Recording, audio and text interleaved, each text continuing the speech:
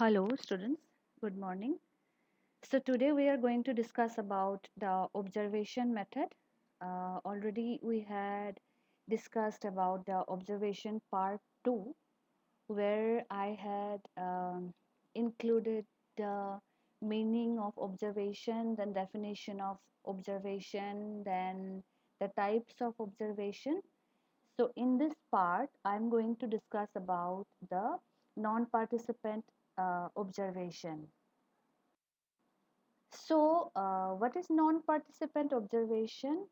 Uh, before describe something about non-participant observation, I want to say something about observation. As you know, observation is a data collection technique, or you can say it is a method to collect the data in a qualitative research. So, through observation, the observer or the researcher can take the records, the notes, observing the field. So, the field means the site from where the researcher would get the information or data related to his topic or research problem.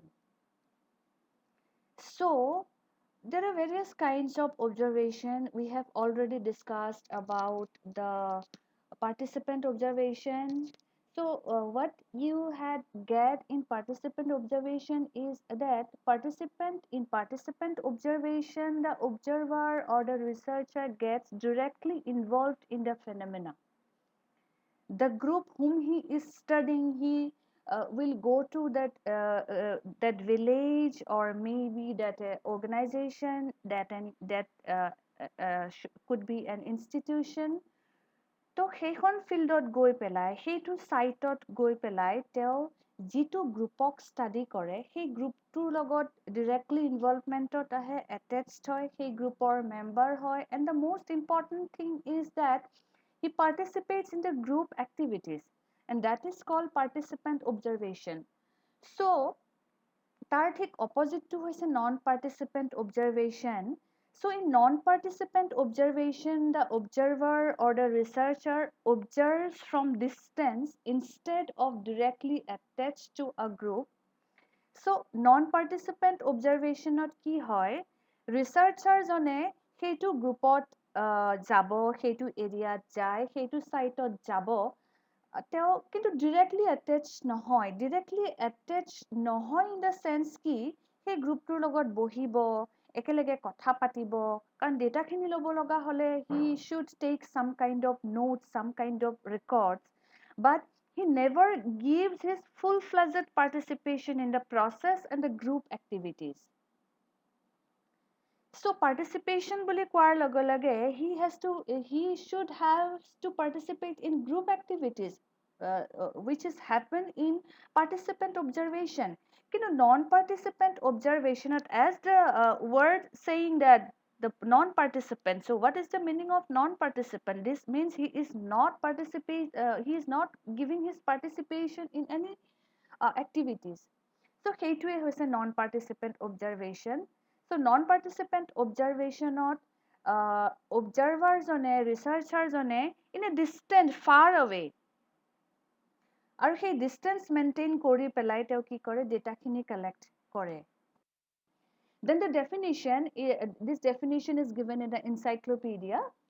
So non-participant observation is a kind of research technique whereby the researcher watches the subjects of his or her study with their knowledge but without taking an active part in the situation under scrutiny.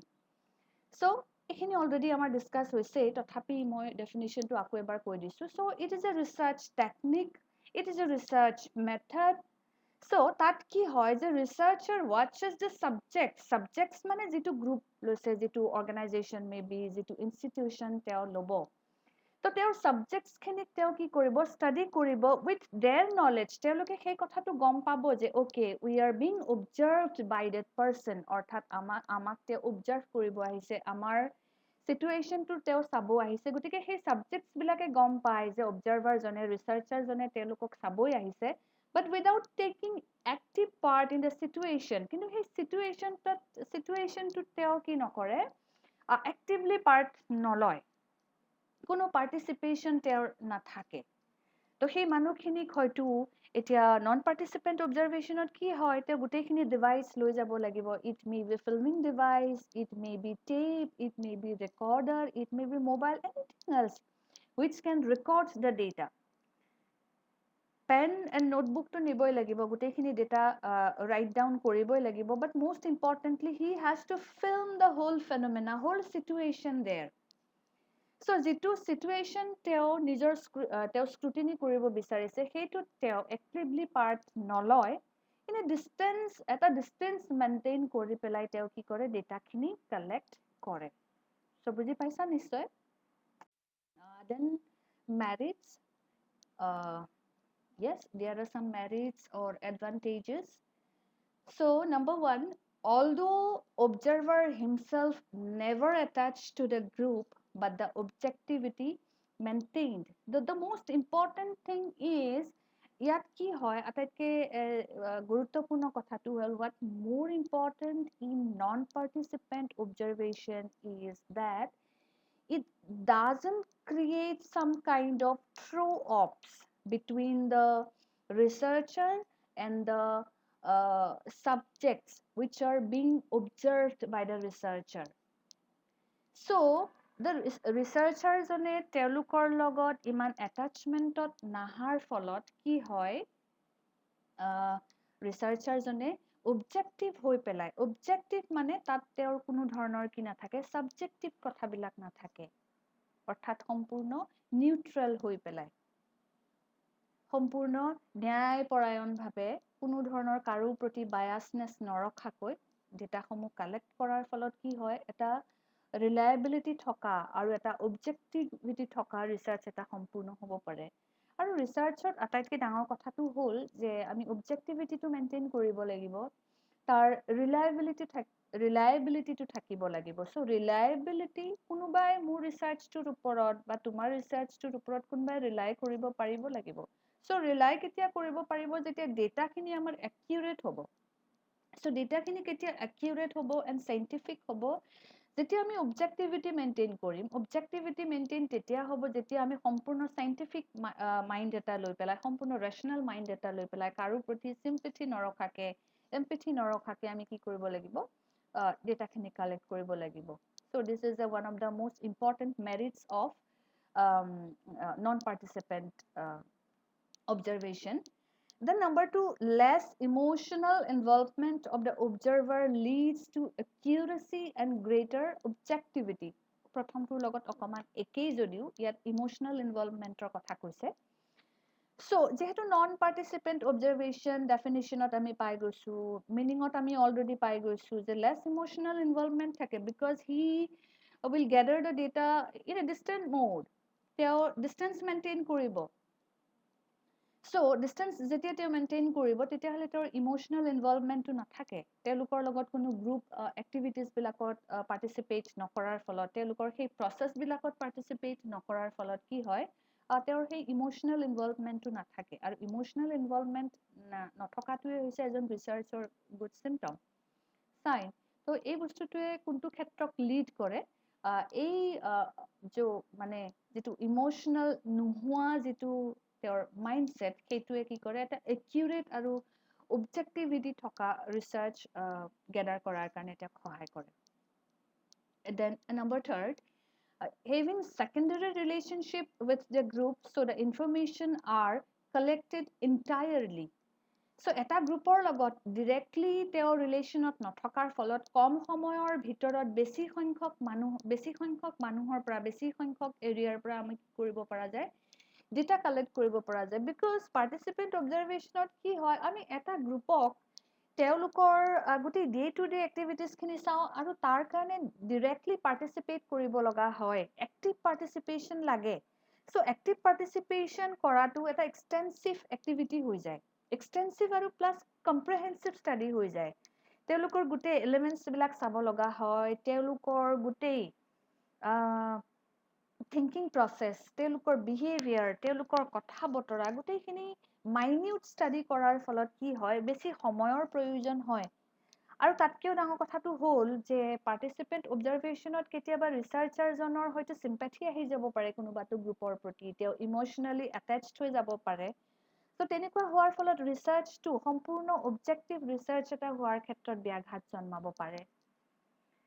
চ' সেইটো কাৰণে non participant অবজাৰভেশ্যনত এটা secondary ৰিলেশ্যনশ্বিপহে হয়, তেওঁ directly যিহেতু participate নকৰে, ত' গতিকে এণ্টায়াৰলি গোটেই গ্ৰুপটোৰ ডেটাখিনি কম সময়ৰ ভিতৰতে আনিব পাৰে।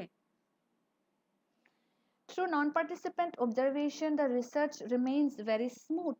এইটো এটা মেৰিটৰ শাৰীত এইটো কাৰণে ধৰা হৈছে স্মুথলি, কোনো কণ্ট্ৰভাৰ্চিত নহাকে বিশেষকে কাৰো লগত কোনো কেতিয়াবা কি হয় এইটো লক্ষ্য কৰা যায় যে যেতিয়া পাৰ্টিচিপেণ্ট অবজাৰভেশ্যনত অহা যায়, যেতিয়া আমি ফিল্ডত যাওঁ, যেতিয়া ছাইটসমূহত যোৱা যায়, তো কেতিয়াবা কি হয়, কেতিয়াবা এনেকুৱা কিছুমান গ্ৰুপ পোৱা যায় যিটো গ্ৰুপে তেওঁলোকৰ ডেটাখিনি সম্পূৰ্ণৰূপে দিব নিবিচাৰে। তাত তেওঁলোকৰ কিবা প্ৰব্লেম হ'ব পাৰে বুলি ভাবে, নাইবা তেনেকুৱা ধৰণৰ ইৰেশ্যনেল ঘটনা কিছুমানৰ সন্মুখীন হোৱা যায়, য'ত গ্ৰুপবিলাকে কেতিয়াবা ভায়লেণ্ট হৈ যায়, ৰিচাৰ্চাৰজনৰ প্ৰতি মিছআণ্ডাৰষ্টেণ্ডিংছ কিছুমান ক্ৰিয়েট কৰি পেলাই এটা বহুত এটা বেয়া ৰিলেশ্যনৰ, ৰাফ এটা চিটুৱেশ্যনৰ সৃষ্টি হয়। কিন্তু নন পাৰ্টিচিপেণ্ট অবজাৰভেশ্যনত সাধাৰণতে তেনেকুৱা চিটুৱেশ্যন ক্ৰিয়েট হোৱাৰ চান্সেছ নাথাকে। চ' ডিমেৰিটছ কিছুমান আছে। So' number one, in non-participant observation, it is not possible to have full knowledge about the group activities.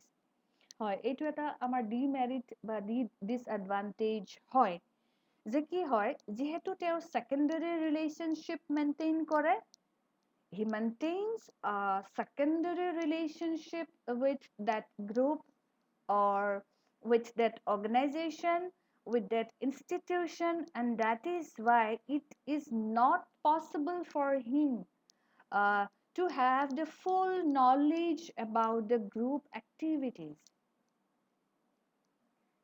So ৰিচাৰ্চাৰজনে যিহেতু ছেকেণ্ডাৰী ৰিলেশ্যন মেইনটেইন কৰে, গতিকে গ্ৰুপ এক্টিভিটিজবিলাকৰ ওপৰত তেওঁৰ কি নহ'ব পাৰে, সম্পূৰ্ণ জ্ঞান, এক্সপেৰিয়েঞ্চ নহয়। Then number two, the observer cannot understand the whole phenomena since he doesn't directly participate in the group activities. এইটো অলৰেডি আমাৰ আলোচনা হৈয়ে আছে, গতিকে তোমালোকে মেৰিটছ আৰু ডিমেৰিটছখিনি উলিয়াবলৈ বৰ বিশেষ এটা টান নহ'ব। So observer cannot understand the whole phenomena. Mainly আমি research কিহৰ কাৰণে কৰো? Why do we conduct a research? A research means to find out the causal relationship among the causes or factors. So cause বিলাকে কেনেকে এটা phenomena হোৱাৰ ক্ষেত্ৰত গুৰুত্বপূৰ্ণ ভূমিকা গ্ৰহণ কৰে, কজেছ বিলাকৰ মাজত কেনেকুৱা ইণ্টাৰ ৰিলেশ্যনশ্বিপ থাকে, সেইখিনি চোৱাৰ কাৰণেই সাধাৰণতে আমি ৰিচাৰ্চ কৰোঁ। কিন্তু নন পাৰ্টিচিপেণ্ট অবজাৰভেশ্যনত হয় কি, ফেনোমেনাটো বুজাত ৰিচাৰ্চাৰজনৰ প্ৰব্লেম হয়। কিহৰ কাৰণে প্ৰব্লেম হয়? কাৰণ তেওঁ ডিৰেক্টলি কি নকৰে, পাৰ্টিচিপেট নকৰে। এটা যদি আমি ফেনোমেনা এটা জানিব লগা হয়, এটা ঘটনা প্ৰবাহ যদি আমি জানিব লগা হয়, কোনো এটা সাধাৰণ কথাও যদি আমি কিছুমান মানুহৰ বিষয়ে জানিব লগা হয়, চ' আমি সেই মানুহখিনিৰ লগত থাকিব লাগিব, তেওঁলোকে ডে টু ডে লাইফত কেনেকুৱা ধৰণে কথা বতৰা পাতে, কেনেকুৱা ধৰণে বিহেভিয়াৰ শ্ব' কৰে, কেনেকুৱা ধৰণে এক্টিভিটিবিলাক কৰে, সেইখিনিত যদি আমি ডিৰেক্টলি পাৰ্টিচিপেট কৰোঁ, তেতিয়াহ'লে আমি তেওঁলোকৰ মানসিকতাটো বুজি পাওঁ। কিন্তু নন পাৰ্টিচিপেণ্ট অবজাৰভেশ্যনত সেইটো সম্ভৱ নহয়।